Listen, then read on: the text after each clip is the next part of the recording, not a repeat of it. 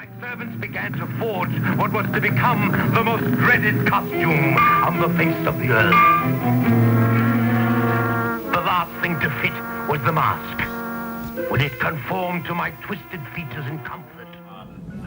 Bellingham does an outstanding job monitoring both water quality and air quality. And so I feel like the impact of pollution on me is minimal at best. But that being said, I am a cyclist, so I've spent a lot of time on our roads. And when cars that are older pass me, I notice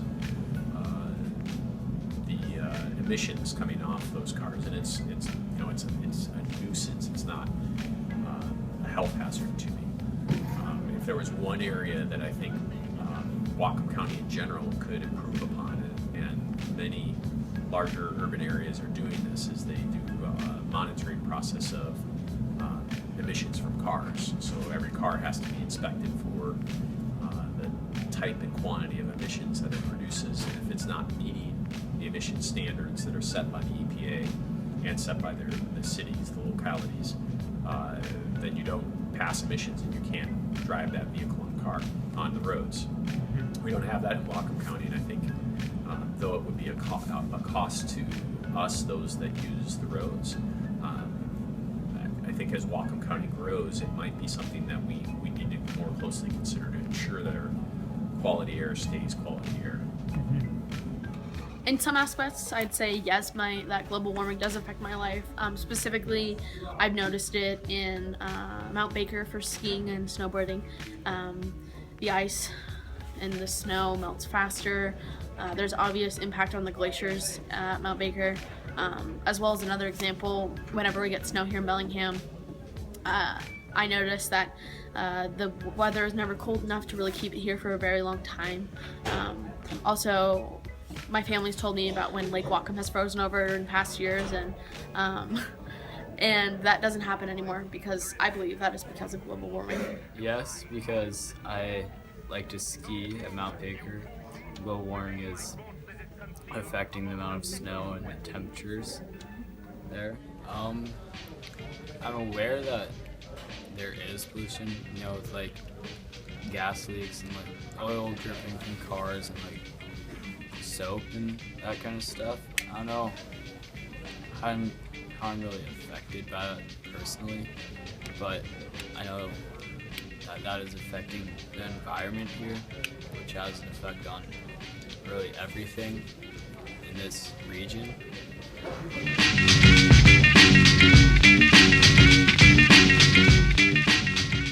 Being a member of a first world nation, I think it's easier for me to say that yes, it's worth the investment to make sure that your society has a clean water supply. Other societies that are in developing countries oftentimes have to weigh very carefully the expense of a clean water process. And there are many communities around the world, unfortunately, that cannot afford to make that decision. And I think it would be improper for me to judge whether or not they should be.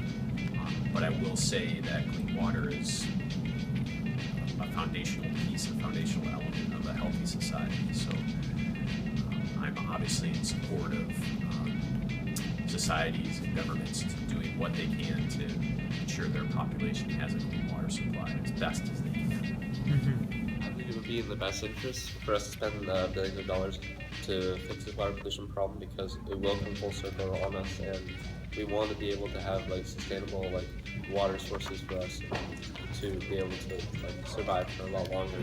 Right now we're coming off so many years from us just by throwing trash and polluting into the ocean, but it is a problem that needs to be fixed.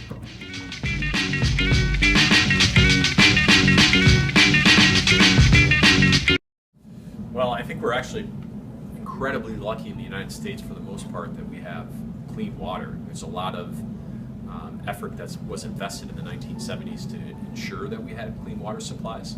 Flint, Michigan is kind of a strange situation that resulted as the city tried to save some money by switching water sources, but for the vast majority of the United States, we have very clean water. Now, you step outside of the United States into developing countries, and that's not taken for granted. In the United States, I think we largely take it for granted. Not so in other developing parts of the world. Clean water is one of the crucial elements for a society. We also, unfortunately, can overlook the impact of our processes on environmental systems, though I think we're getting better with it as a result of tighter legislation. So there's closer monitoring for industrial uses of water and what winds up happening when certain things are put into the water as a result of industrial processes. A quick example of that is at the shipyards in Bremerton. They rehabilitate Navy ships, and there's a situation that's happening this month where they're repainting the bottom of a destroyer, and they're scraping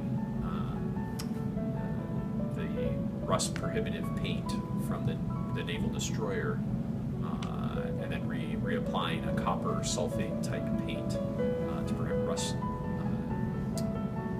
from attacking the destroyer.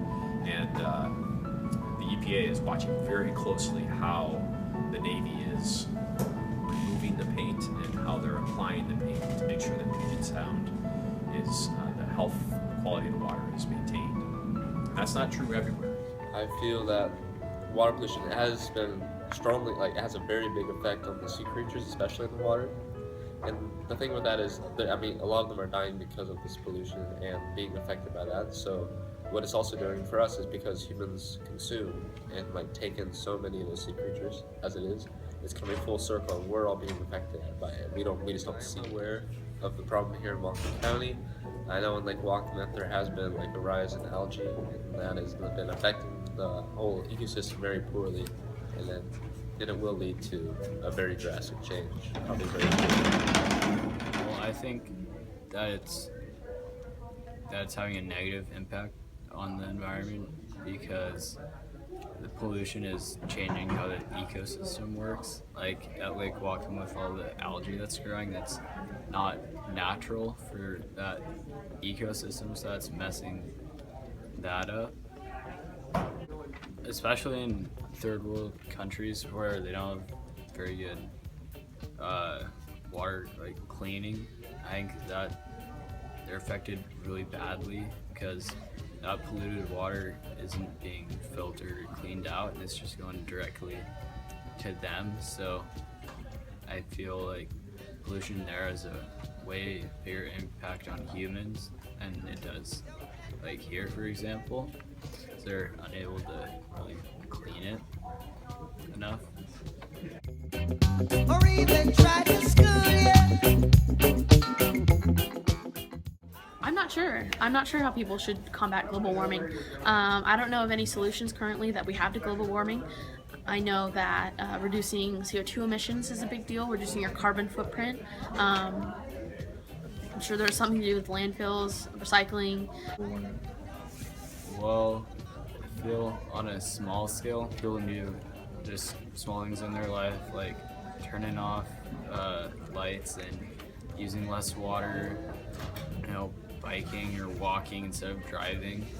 Then on a larger scale, I feel like we need to do something in the government, do laws or take a bigger stance on stopping global warming and combating pollution.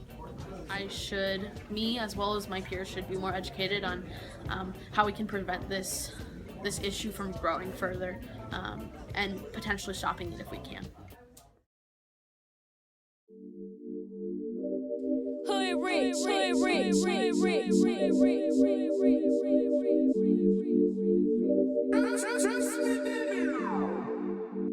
Thanks, ugly